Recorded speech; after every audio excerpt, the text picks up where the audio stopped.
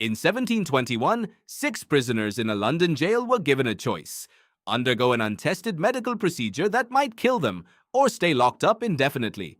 They chose the procedure, and what happened to them changed medicine forever. This is the story of the royal experiment, and how the earliest form of vaccination was tested on people who had almost nothing left to lose. Let's set the scene.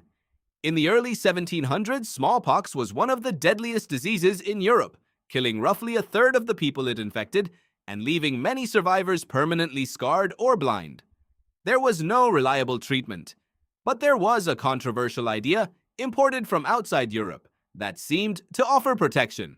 The practice was called variolation, deliberately exposing a healthy person to a small amount of material from a smallpox sore, in hopes of triggering a mild case that would leave them immune for life.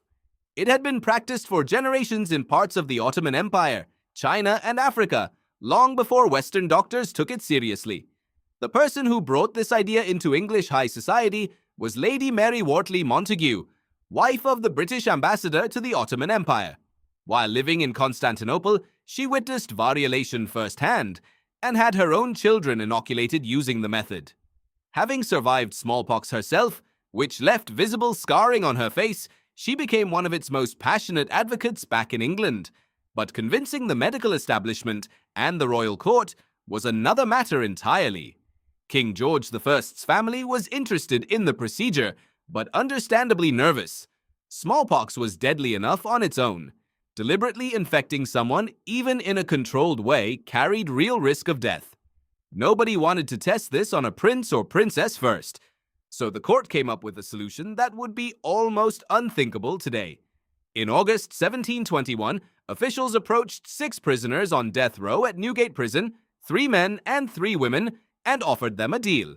Submit to the experimental inoculation procedure, and if you survive, you will receive a full pardon and your freedom. All 6 accepted.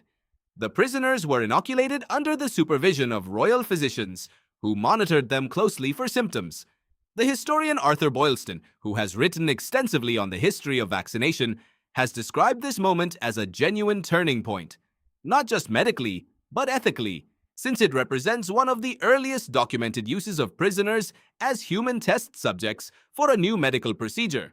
All 6 prisoners developed mild smallpox symptoms, exactly as hoped, and all 6 recovered fully. True to the agreement, they were released as free citizens. But the experiment wasn't quite finished. To further test immunity, one of the freed prisoners, a 19-year-old woman, was later deliberately exposed to a child actively infected with smallpox, sleeping in the same bed with her for weeks. She never developed the disease. The inoculation had worked.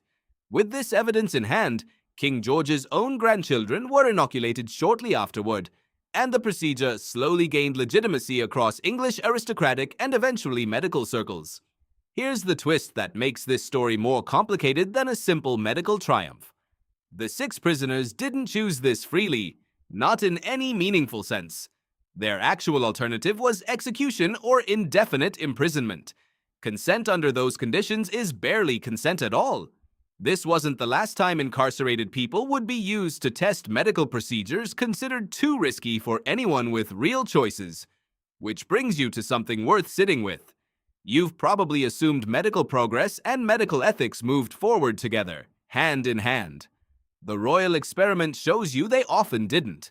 The foundation of vaccination, one of medicine's greatest achievements, was built partly on the desperation of people with no real alternative but to gamble their lives for a chance at freedom. 6 prisoners survived an experiment that helped save millions of lives that followed theirs.